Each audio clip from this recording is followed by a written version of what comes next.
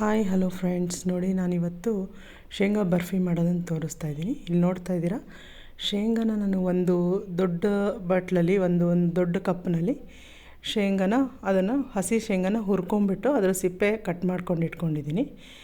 ಈಗ ನೋಡಿ, ಈಗ ಬೆಲ್ಲದ ಪಾಕ ನಿಮಗೆ ಒಂದು ಕಪ್ಪು ಶೇಂಗಾಕ್ಕೆ ಒಂದು 5 ಅಚ್ಚು ಬೆಲ್ಲ ಬೇಕಾಗುತ್ತೆ.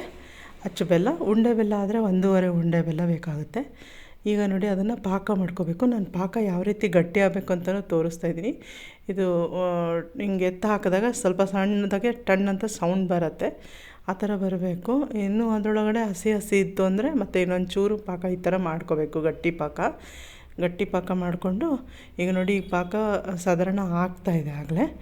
ಈಗ ಏನು ಮಾಡಬೇಕು, ನಾವು ಹುರಿದಿಟ್ಕೊಂಡಿರೋಂತಹ ಶೇಂಗಾ ಅದನ್ನು ಅದರೊಳಗಡೆ ಮಿಕ್ಸ್ ಮಾಡ್ಕೋಬೇಕು. ನೋಡಿ, ಈ ಥರ ಪಾಕ ತೋರಿಸ್ತಾ ಇದ್ದೀನಿ ನೋಡಿ. ಈ ಥರ ಕ್ಲೀನಾಗೆ ನೀವು ಕೈ ಆಡಿಸ್ಕೋಬೇಕು. ಪಾಕ ಬರೋ ತನಕ ಕೈ ಆಡಿಸ್ಕೋಬೇಕು. ಇದಕ್ಕೆ ಎಳೆ ಪಾಕ ಅಲ್ಲ, ಸ್ವಲ್ಪ ಗಟ್ಟಿ ಪಾಕನೇ ಬೇಕು. ನೋಡಿ, ಈ ಥರ ಈಗ ಆಗಿದೆ ನೋಡಿ. ಈಗ ಆಗಿದೆ, ಹಿಂಗೆ ತೆಗೆದು ನೋಡಿದಾಗ ಗೊತ್ತಾಗುತ್ತೆ. ಅದು ಕ್ಲೀನಾಗಿ ಒಂದು ತಟ್ಟೆಯಲ್ಲಿ ನೀರು ಹಾಕ್ಕೊಂಡ್ಬಿಟ್ಟು ಚೆಕ್ ಮಾಡ್ತಾಯಿದ್ದೆ. ಈಗ ಕರೆಕ್ಟಾಗಿ ಆಗಿದೆ. ಈಗ ನೀವು 1-2 ಸರಿ ಕೈ ಆಡಿಸಿ ನೀಟಾಗೆ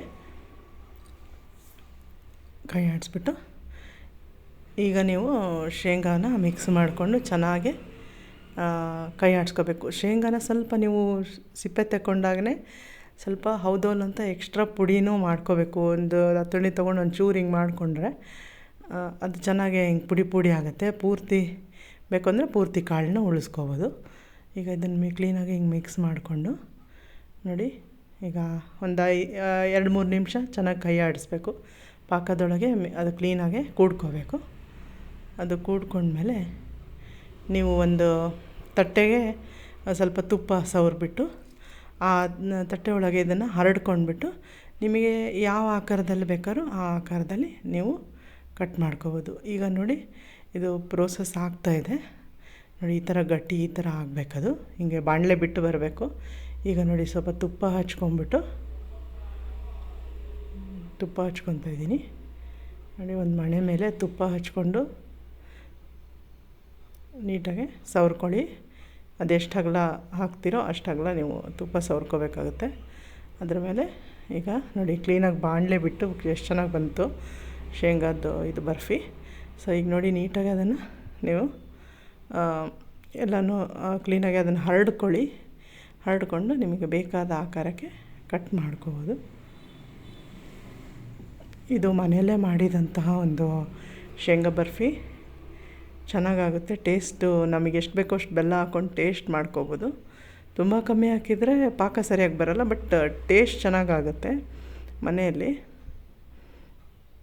ಚೆನ್ನಾಗಿ ಬರುತ್ತೆ. ನಾವೇ ಮಾಡ್ಕೊಂಡಿದ್ದಂಥ ಒಂದು ಸಂತೋಷ ಇರುತ್ತೆ. ಸೊ ಆಗಾಗ ನಾನು ಈ ಬರ್ಫಿನ ಮಾಡ್ತಾಯಿರ್ತೀನಿ. ಇದು ನಮ್ಮ ತಾಯಿ ರೆಸಿಪಿ. ಸೊ ಇದನ್ನು ನಾನು ಇವತ್ತು ಮಾಡಿರೋದನ್ನ ಶೇರ್ ಮಾಡ್ತಾಯಿದ್ದೀನಿ ನೋಡಿ. ಈ ಥರ ಕ್ಲೀನಾಗಿ ಲತ್ತಣಿ ಮಾಡ್ಕೊಬಿಟ್ಟು ನೋಡಿ, ಈ ಥರ ಬೇಕಾದ ಆಕಾರಕ್ಕೆ ಅದನ್ನು ಕಟ್ ಮಾಡಿ ಇಟ್ಕೋಬೇಕು.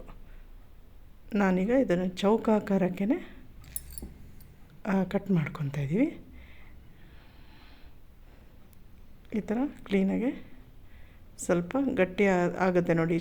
ಪಾಕಕ್ಕೆ ಚೆನ್ನಾಗಿ ಕೂಡ್ಕೊಂಡಿದೆ. ಸೊ ಗಟ್ಟಿಯಾಗಿದೆ. ಒಂದು 5 ನಿಮಿಷ ಬಿಟ್ಟರೆ ನಿಮಗೆ ಕ್ಲೀನಾಗಿ ಹೋಳು ಬಂದುಬಿಡುತ್ತೆ, ಅದರದ್ದು ಆಕಾರದ್ದು ಪೀಸಸ್ ಬಂದುಬಿಡುತ್ತೆ. ಸೊ ನೋಡಿ, ಓಕೆ ನೋಡಿ, ಇದು ಈ ಥರನೇ ಇರಬೇಕು ಶೇಂಗಾ ಪುಡಿ.